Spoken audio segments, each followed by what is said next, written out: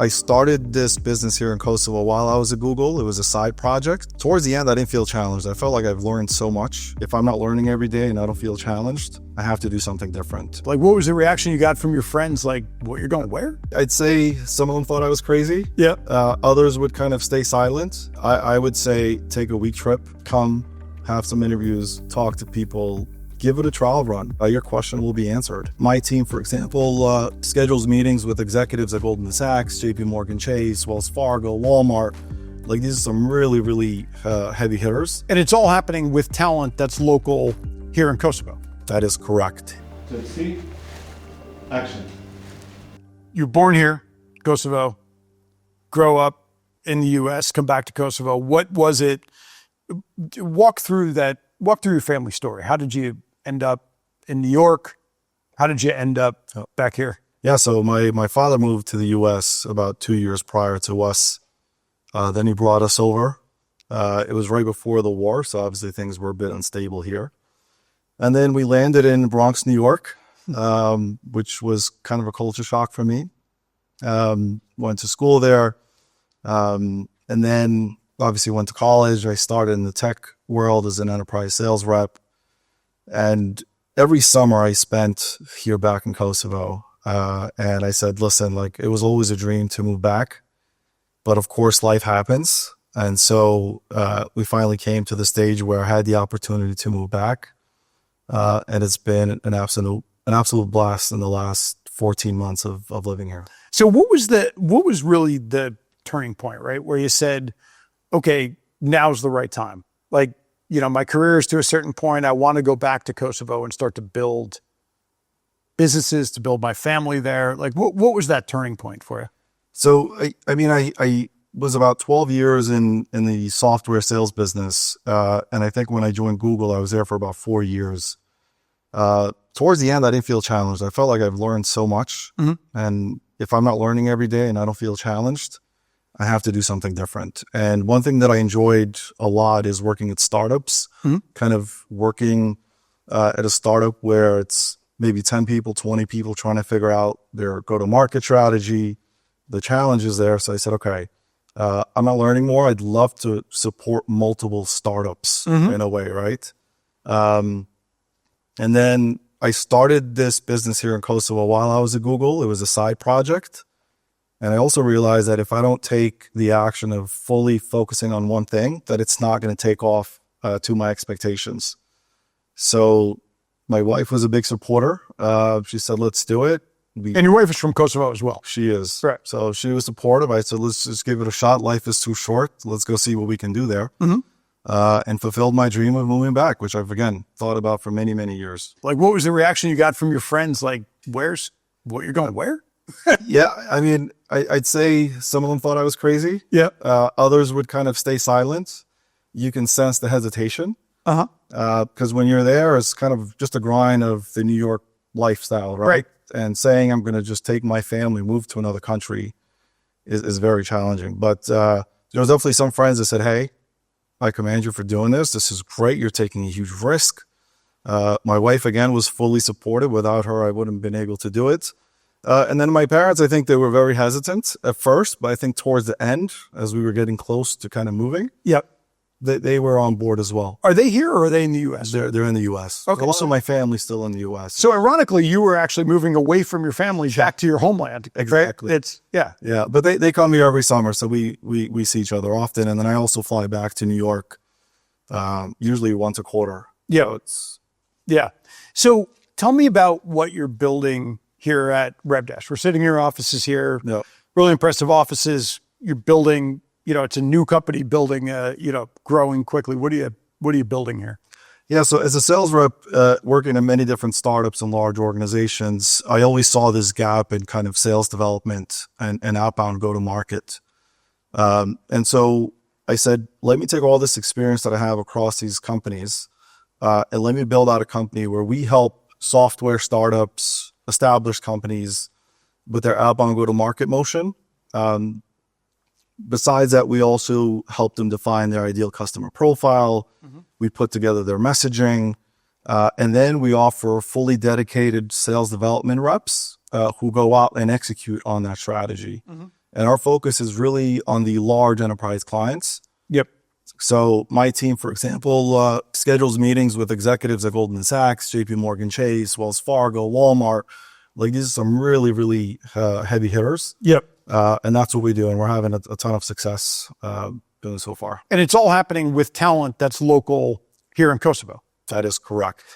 Talk a little bit about what recruiting that talent is like, right? I mean, you're developing a sales organization, essentially, an outsourced sales organization for companies dealing at the highest level. Right. What's been your experience with the talent here? What's been both the challenges and the upside? Right. So I think the good thing is that Kosovo has, I think, the youngest population in Europe. So there's a lot of talent. At the same time, they don't have the same experience as you would expect in the US. Right. So we do a lot of training. We bring people on board. We train them on sales process, outbound process, messaging. What is sales about? How is a company structured? Right. Why do people buy? Right. So we do a lot of training, and it's not just at the beginning, but we continually do it throughout the customer engagement. And I think that's where we really excel. Yep. The other thing we do is we train heavily on the technology. Right. So what does this company do? What is cloud? What is SaaS? What is Kubernetes? Yep. And through those training sessions and mock calls and all these other ones, they become really good at what they do. And for example, I had a really large client that has over 100 internal SDRs. Right. Invite my team to go present to them as to what are you guys doing that you're having this success and you're scheduling these meetings, right? Yes. So that was a very proud moment for me to kind of bring people in with very little experience and kind of get them to the stage where they're outperforming their U.S. counterparts. So, I mean, your background is about as pedigreed in sales as you can get. You're selling for VMware, you're selling for Google. I think one of the mystiques or one of the kind of caricatures that we're trying to break, right, with this entire series is like this mindset of like, okay, yeah, but you can't get talent like that anywhere out of Silicon Valley. If it's not in Silicon Valley or it's not in New York, you can't hire talent like that. What do you say to somebody that has that kind of mindset? I really think they need to give it a try. But I think a lot of even the companies that we work with, our customers, at first they're very hesitant. They've never heard of Kosovo. When they do a Google search, right, you see, there was a war in our country a while back, and there's that hesitation. But once they start working with my team, very quickly they realize, okay, there's great talent. I can't notice that this person doesn't live in the US because their English is so good.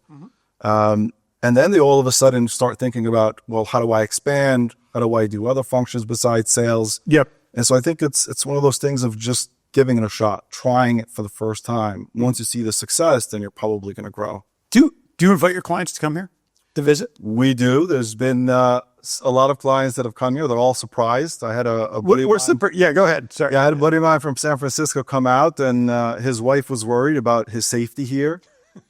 He was a little bit scared when he got to the airport. Yeah. He was expecting, again, war. Flag, where's my helmet? Where's my flag? Where are my security cards? And he spent a week here, and he was absolutely amazed. Yeah. He called every single friend and his wife to tell them, hey, it's super safe. Yeah. Probably safer than San Francisco or New York. Yeah. And he wants to start working here, and he's now sharing that message across his network of people. So I'm glad that he was able to come out and kind of, have a first life experience on what the country is about. Well, I mean, it's so much of it, right? It's just, I've had that you and I have joked about this before. I've had that exact same conversation with so many people, right? Where it's like, no, you're sort of using a piece of information from 30 years ago, but kind of time stopped, right? But here, far from it. And I think that's always been the biggest surprise to me, if you look at sort of the view outside of Kosovo, but then you look at the talent within the country and things like that. So, RevDash is growing really well.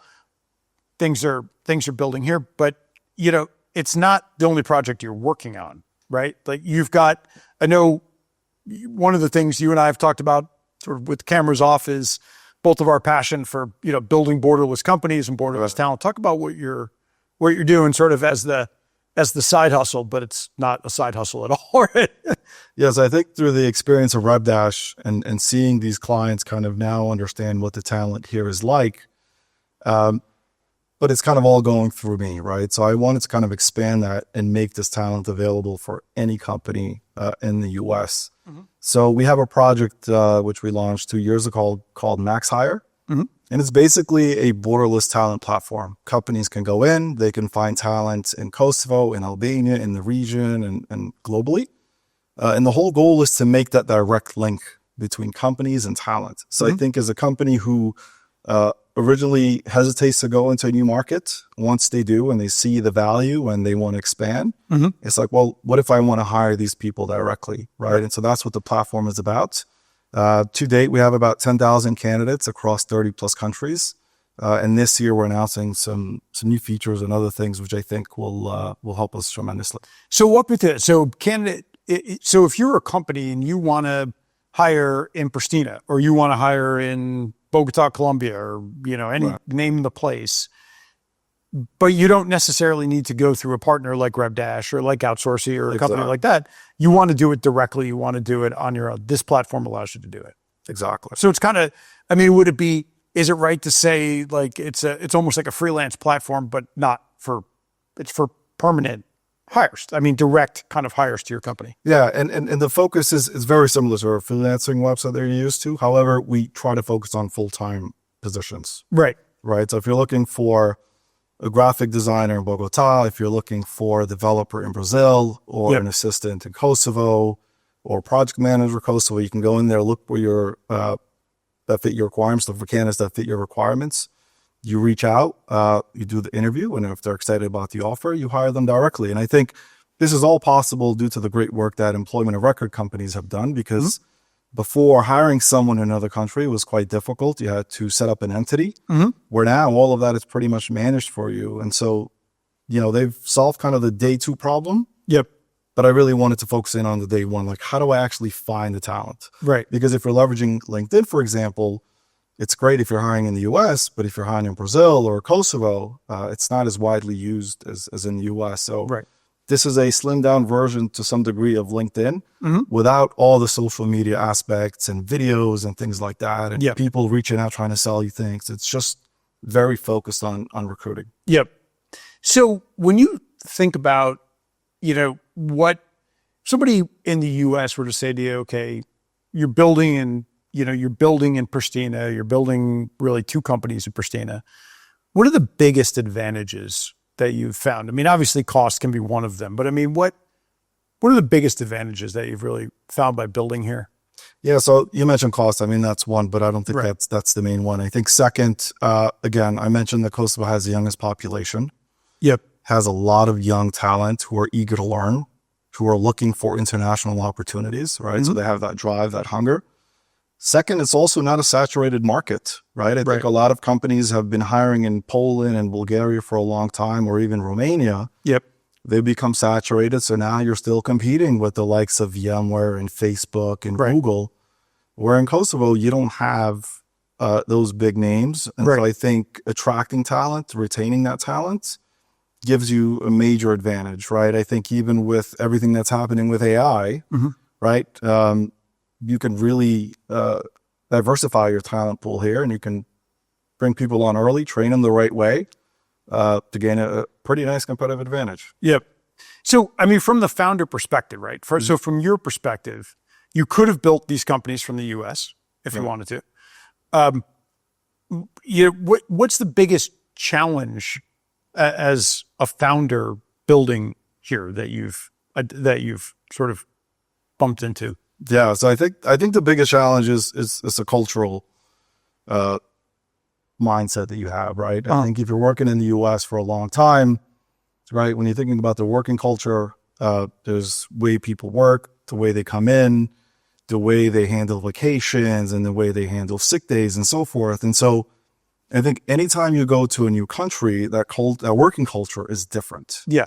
And so it's very easy for you to say, well, listen, in the US, we work these hours and we don't do this and this and that. But at the same time, if you actually accept that culture, learn kind of the good and the bad, Right. try to bring some of the good stuff from the US working culture, take some of the good stuff from Kosovo working culture, Right. I think you can have a pretty good combination of both. But I think it's just a cultural shift that you have to have, an acceptance of the culture, and to some degree combine both of your experience Yep. and kind of what you learn here. And I think for me, I covered Latin America, I covered Canada, the US, and Europe. And that's the, where the conclusion that I came to is actually, let me learn what they do better and see if I can improve on the way I run my business. I think that's really great advice to be able to give to a company that is not real familiar with how do you build a borderless organization? How do you start to scale globally? I think it's really good advice to be able to say, like, it's not if you go in with like that US or Western, very, very Western kind of, lens on that, it's, you work these hours, this is what you do. When we're on vacation, we don't turn our cell phones off. That's a great example. And, I think but I love what you said there. It's like, no, actually, if you go into these places and you actually try to adopt the best of those cultures, you really come out with something really unique and really special. Right. Yeah. I mean, in the US, right, as a sales rep, I would take a week vacation. Right. And a lot of times people would be like, Vacation. yeah, Right. and my teammates would be like, listen, I've been in this business for 30 years. I've never taken a week straight vacation. Right. Right. But then that's where you get the burnout, right? And then I see it in Kosovo, for example, they take a lot more vacation, but when they come, they're fully refreshed. They're ready to go, right? Their drive is different. And so I've seen a lot of those benefits, even with things that I was uncomfortable with initially, and throughout time, you kind of just, take those learnings in and push them forward. Yep. Do you find your clients because again, you're dealing with clients that are not here in Kosovo. Right. They're all over the place, primarily, I think, in the US, right? So, do you find them embracing that mindset or resisting that mindset? So we try to convince them to embrace it, but there's always pushback. Like even the way we have a work schedule, right? If you do from New York time zone 9 to 5, it's 3 to 11 p.m. here. And so I always push back and say, listen, you don't need an 8-hour block with an individual, right? Have them work 1 to 9 or 12 to 8, because ultimately for us, it's because we're a sales organization, it's all about results. Right. So if I work later or start a little bit earlier, ultimately for you, it's the results, right? Right. It's just meetings with enterprise potential clients. And then over time, they get more comfortable as well. Yeah. Yep. You've had teams that you've worked with in the US, you've had teams you've worked with in different parts of the world, and you have teams that you've worked with here in Kosovo, obviously, and that's where you're building. Mm. What makes this team stand out? What's unique and different about the teams that you're building here in Kosovo? Yeah, so I would say, again, just super hungry. Yep. Talent pool, right? And we spend a lot of time on training, on getting our folks to think as like an account executive, thinking about sales, what works and what doesn't. And so that continual training that I talked about earlier, but that's specific to just me. Yeah. But I think in general, if you look at Kosovo, it's also the culture of us Albanians that we have of trust, right? Usually we start at trust and then we think about everything else. Right. And I think a lot of our clients really respect that. Yeah. Like for example, for me, I still speak to people that I've worked with 12, 14 years ago, right? Because we've built that trust over time. So I think building trust with the team, building trust with the clients, and then having those two kind of combined, that's where they really outshine, I think, other teams that I worked with in the past. Yep. So I come back here in 5 years, right? And we sit down again. Where's RevDash, do you think, in 5 years? So I mean, we talk about borderless talent, but if you look at me, I mean, I came from the US to Kosovo. I still want to expand that even further. Yep. So we're looking at potentially expanding into Latin America, specifically Colombia, Albania, and then other countries as well. We'd love to be, the leader in outbound prospecting and go to markets. Maybe a team of 300 to 500 folks by then. Yep. Just going out and just doing some amazing things.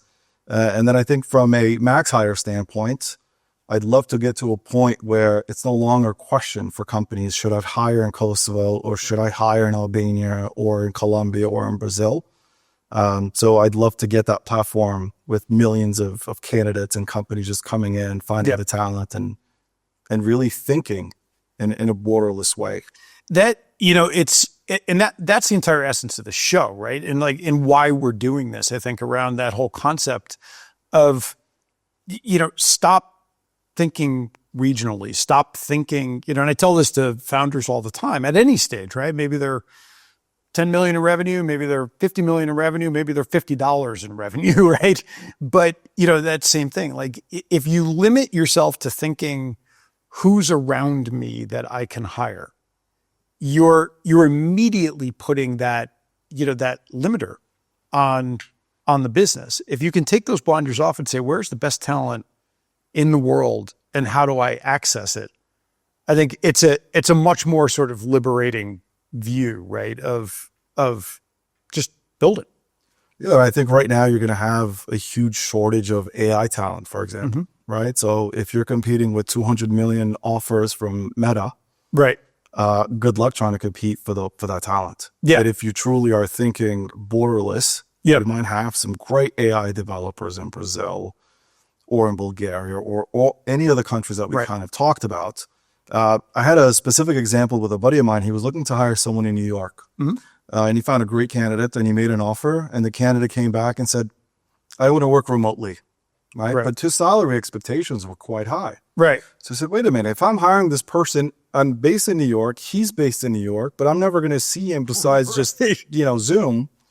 I can actually go build out an entire team, right? And that's what he ended up doing. And so I think, again, some of these things will come up throughout time. I think COVID really showed us that you can run a business remotely. And so if we can work remotely and we have all the tools to do it now, you can think about not just New York or the US or North America, but truly at a global scale. Well, that's the ultimate limiter, right? Like when you take that option off the table for yourself, that's what that ultimate limiter is. When you have, when you can say like, okay, for the cost of one engineer forget about the AI engineer example, right? That 200 million number, that's real.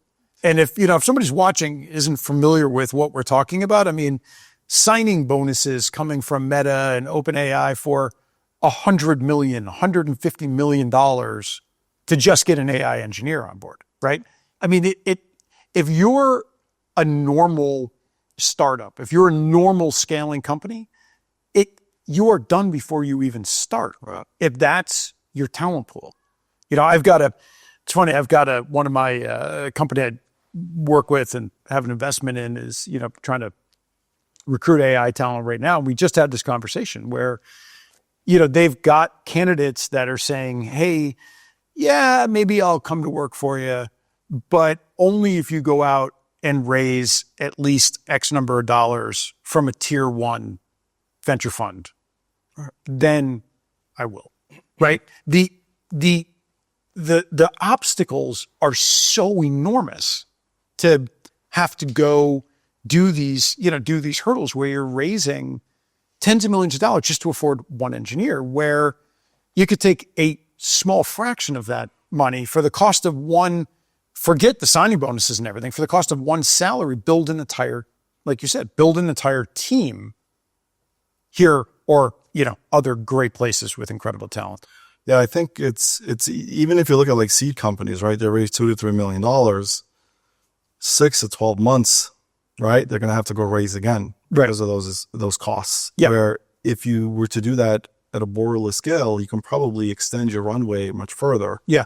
I think even for myself, when I started RevDash, the whole goal was it's a services business, right? It started generating profits year 1 and it's growing really well. And that's what helped me fund MaxHire, which is now a product company that can truly scale easier across the globe. And the reason why I was able to do that is because, again, I was able to take advantage of the cost advantage of the entire thing. Yep.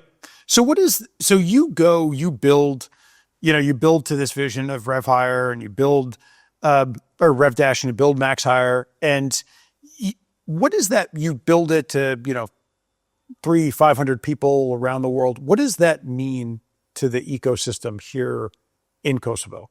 Every time you see a company like that, we were at Code Labs yesterday. We're going over to Jarafa tomorrow. Like what is each one of those success stories? What do they do in a place like this? I think it does a lot.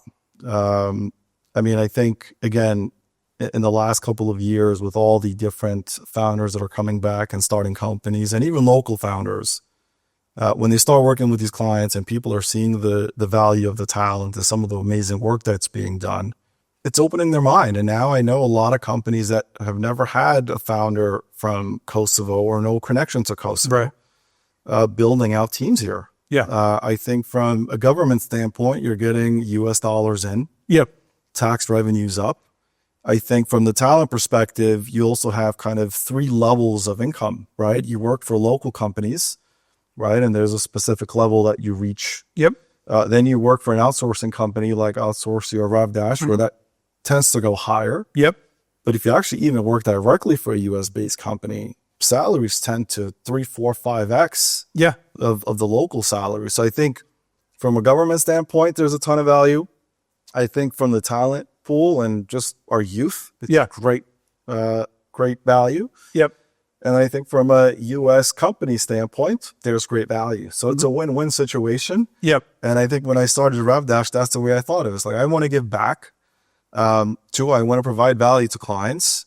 3, I want to offer people better salaries than what they're making locally. And maybe 4th, I also want to run a business out of this and make money out of it. Sure. And I think all things kind of check as you do this. So I think it's a ton of value. Yeah.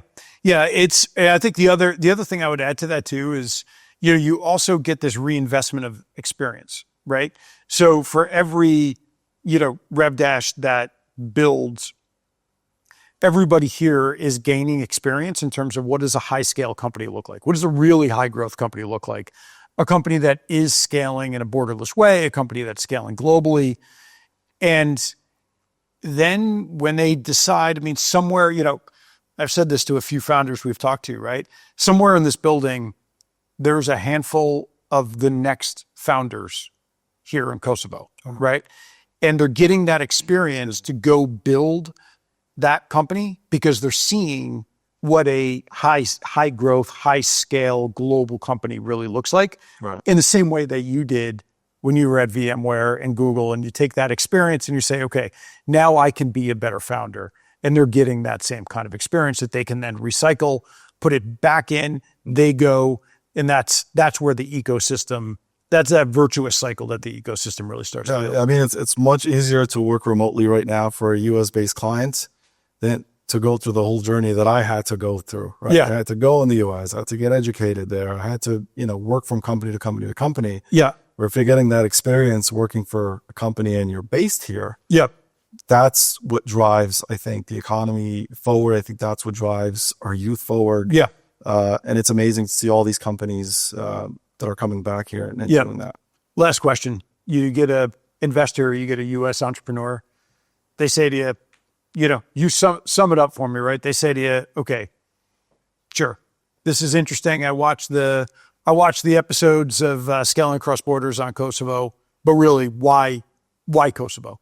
Why should I go do this? Why should I make an investment there? Why should I build a team there?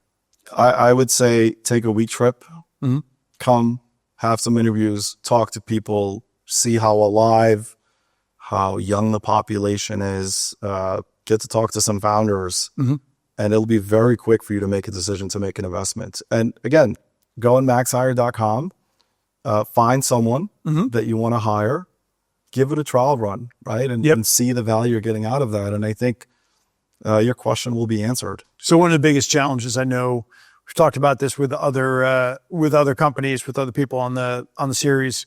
When you think about, Kosovo's sort of biggest challenge right now is fighting this brain drain, right? Of people leaving the country. What do you say to young Kosovars, that are thinking about leaving versus opportunities that may exist here? How do you convince them to stay? Yeah, I think it's a big debate. I think originally I thought, stay here because all the opportunities here. right? And I think it was selfish for me to say that and to think that, because if I look at my experience, it was the actual move to the US. It was actually working for these companies. It was covering Latin America and doing business in Canada and Europe that made me who I am today, and different companies picking up different skills, right? Now, to the same degree, a lot of those companies are coming here. So I think if you have the mindset of, I want to leave, I want to gain experience and potentially come back, I think you should do it, right? Yeah. I think the mindset of, hey, I just want to leave here because there's no opportunity, I just want to make more money, I think that's the wrong mindset. Right. I think that's where most people, not arrive, but that's the experience they go through. Yeah. Because they go live in New York and then they see the rent prices in New York, like, oh, wait a minute, like, yes, I do make more here, but also the tax rate is much higher. Right. Living expenses are much higher. So if, again, to summarize it, if it's just based on cost and making more money, I'd say stay here. Right. If you're truly looking to go gain experience, build a network, Yep. absolutely go a couple of years to the US and around the world, gain that experience, and then bring it back Yep. and push that forward. It's great. Yeah. Awesome. Thanks, Gent.